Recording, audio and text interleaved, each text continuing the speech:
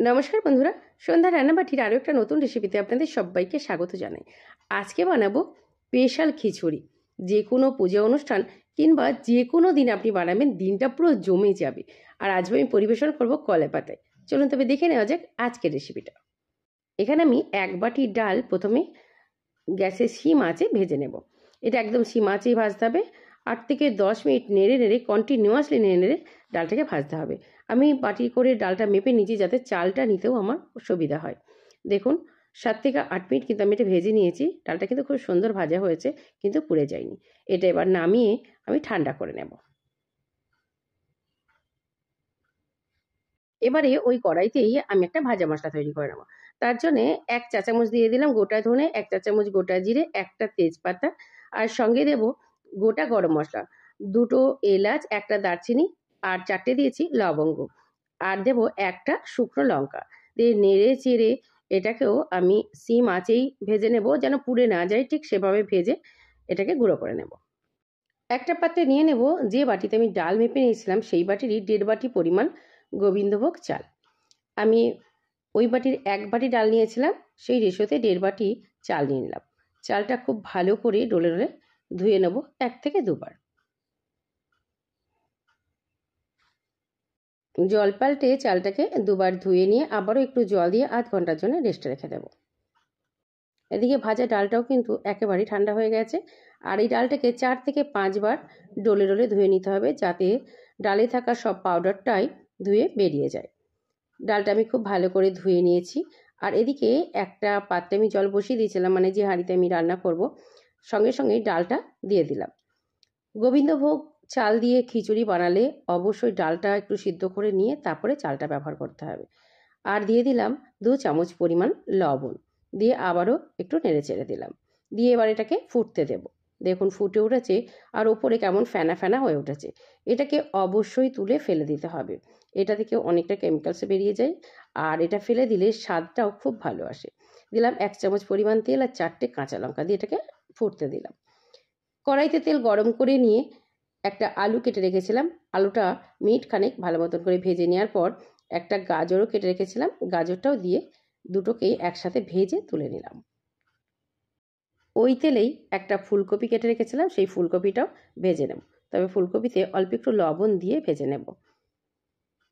সবজিগুলো ভাজতে ভাজতে এদিকে ডালটা 50% মতন সিদ্ধ হয়ে গেছে। আর এবারে ভিজিয়ে রাখা চালটা দিয়ে দেব। দিয়ে সঙ্গে সঙ্গে খুব ভালো করে চাল ডাল মিশিয়ে দেব, নাহলে চালটা জমাট বেঁধে যাবে। চাল ডাল ফুটে উঠলেই দিয়ে দেব ভেজে তুলে রাখা আলু আর গাজর। আর আরও 2 মিনিট রান্না করে নেওয়ার পর দেব ফুলকপি ভাজাটা, দিয়ে আবারও নেড়ে চেড়ে দিলাম। এবারে একটু গরম জল লাগবে, তাই হাঁড়ির মুখেই একটা বাটিতে গরম জল বসিয়ে দিলাম। অন্যদিকে একটা বাটিতে নিয়ে নিলাম 1 চামচ পরিমাণ জিরের গুঁড়ো, 1 চামচ লাল লঙ্কার গুঁড়ো, 1 চামচ ধনিয়া গুঁড়ো আর 2 চামচ পরিমাণ নিলাম হলুদ।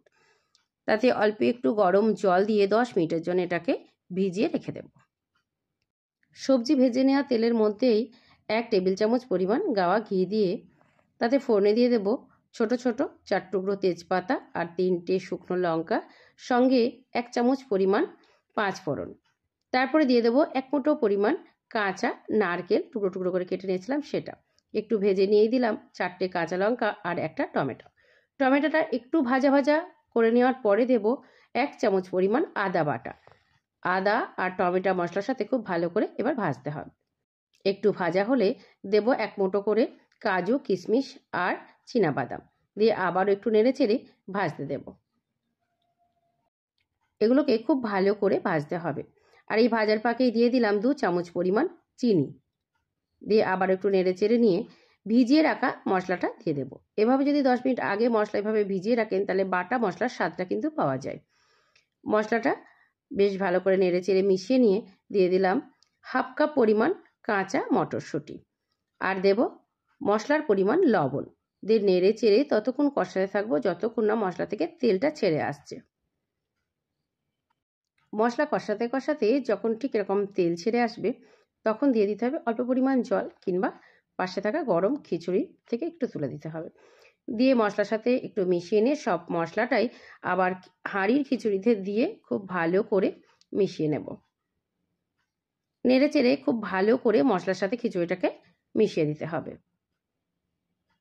দিয়ে আরও 3 থেকে 4 মিনিট ফুটিয়ে নিতে হবে। এই সময় একটু টেস্ট করে দেখতে হবে লবণ ঝাল সব ঠিক আছে কিনা। লবণটা একটু কম ছিল, আমি দিয়ে দিলাম।